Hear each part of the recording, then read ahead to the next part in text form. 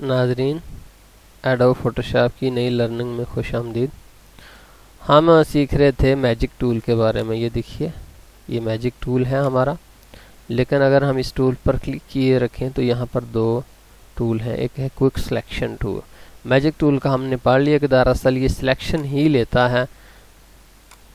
अब हम पढ़ेंगे क्विक सिलेक्शन टूल के बारे में।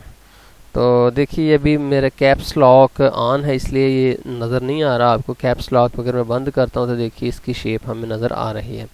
तो यहाँ पर आप देख रहे हैं कि पॉजिटिव का इसके अंदर निशान है, जमा का निशान इसके अंदर है। ये लीजिए, सेंटर में क्या है, जमा का निशान है। तो यहाँ से मैं इसकी सिलेक्शन लेनी शुरू कर देता हूँ। ये ब्रश की तरह जो है सिलेक्शन लेता जाता है। ये ले जनाब, ये बच्ची जो है, इसका मैंने ये सारे के सारे फेस की और इस तरह से सारी की सारी सिलेक्शन मैंने ले ली है। लेकिन अब देखिए, ये सिलेक्शन तो बड़ी मैंने खूबसूरती से बड़ी आसानी से ले ली, लेकिन एक प्रॉब्लम ये हो गया कि यहाँ से कुछ एक्स्ट्रा एरिया जो मुझे नहीं चाहिए था वो भी इसके अंदर आ गया है।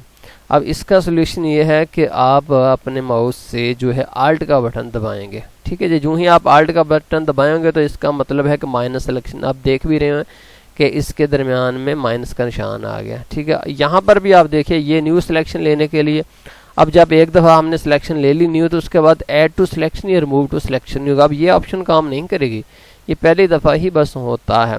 देखिए, अब यहाँ पर मैं जो ही आल्ट दबाता हूँ तो ये टूल एक्टिवेट हो जाएगा, अदरवाइज ये टूल एक्टिवेट होता है। अब मैं आल्ट दबाकर इस टूल को एक्टिवेट कर लेता हूँ। अगर आप यहाँ से इसको एक्टिवेट कर लेंगे तब ये परमानेंट हो जाएगा।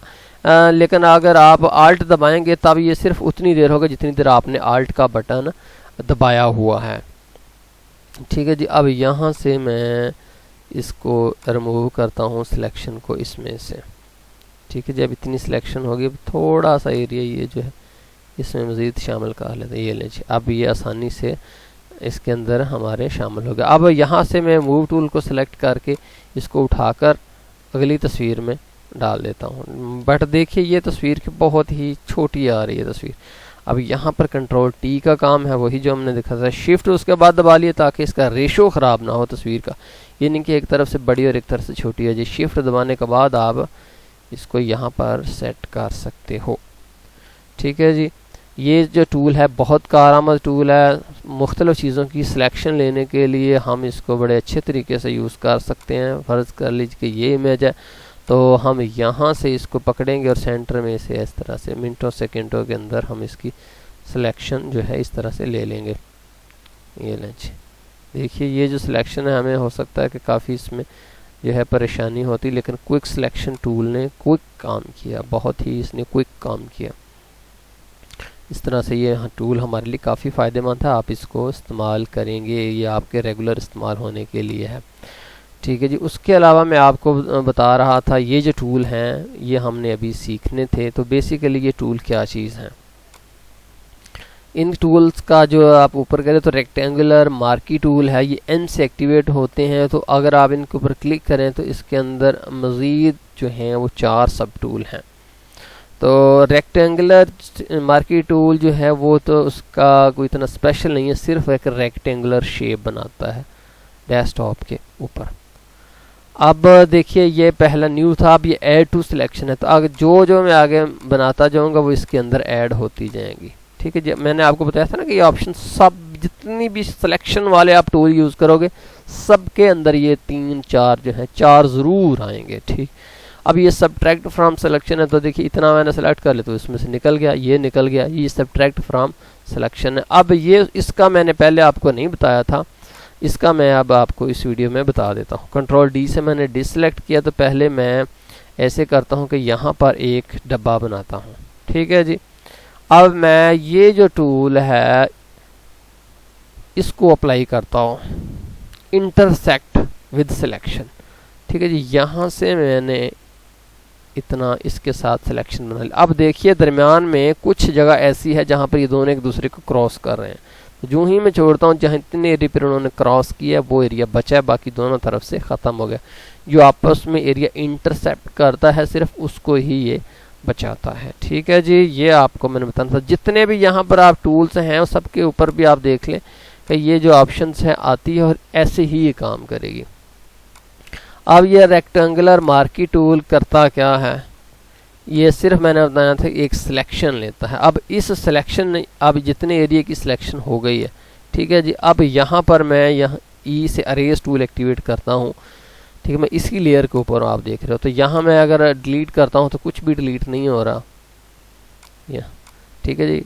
अब यहाँ पर जो ही मेरा जो इस सिलेक्शन वाले एरिया पर पहुँचा तो उसने अपना काम कर दिया।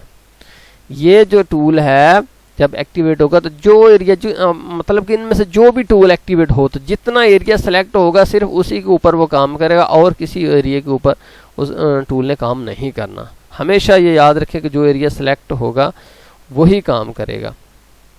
अब यहाँ पर उसके बाद ये जो है इलिप्टिकल मार्की टूल, तो ये भी सिलेक्शन ही करता है लेकिन ये गोल और इस तरह की सिलेक्शन इमामी तौर पर कर लेता है, ठीक है जी। अब देखिए यहाँ पर हम इससे एक सिलेक्शन बनाते हैं, ये लें जी। अब अगर मैं यहाँ से इस डबल क्लिक करके फिर ओके करता हूँ तो अब ये लेयर भी लॉक इसका भी ख़त्म हो गया। ये इतनी सिलेक्शन हो गई। अगर मैं डी दबाता हूँ तो इतना एरिया डिलीट हो जाता है, डी दबाता हूँ तो एरिया क्या हो जाता है नाजरीन, डिलीट। अब इसको आप यूँ समझिए कि यहाँ से हम एक और तस्वीर ओपन करते हैं, ये ले जनाब कायद आज़म की तस्वीर है। तो मैं वी दबाकर मूव टूल को एक्टिवेट करने के बाद इसको तस्वीर को उठाता हूँ और यहाँ पर डाल देता हूँ। अब मैं कंट्रोल टी दबाकर इसको रीसाइज करके तस्वीर को कर लेता हूँ बड़ी, ये ले जनाब बड़ी हो गई तस्वीर। यहाँ पर मैंने तस्वीर को रख दिया। अब यहाँ पर इस एरिया पर कुछ गौर कीजिए, मैं इस तस्वीर को पकड़ता हूँ और इस लेयर के नीचे ले जाता हूँ, ठीक है जी। जो ही मैंने इसको पकड़कर इस लेयर के नीचे, तो यहाँ से भी वो उस लेयर के नीचे चली गई है।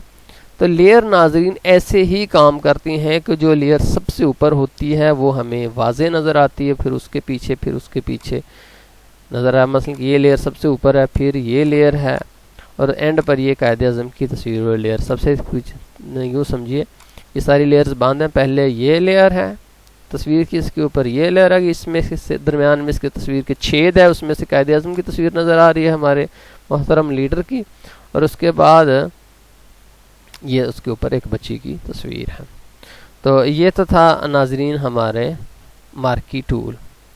उसके बाद नाजरीन हमने आपको बताने थे कुछ इसमें से कि यहाँ पर अगर आप कंट्रोल टी दबाने के बाद फिर इसको वेब कर दें तो यहाँ पर आप इसकी एडजस्टमेंट बहुत खूबसूरत तरीके से और भी कर सकते हो, ठीक है जी। बहुत शुक्रिया देखने का नाजरीन। मैं आपसे रिक्वेस्ट करता रहता हूँ कि वीडियो को लाइक करें, वरना यूट्यूब इसको अहमियत नहीं देता।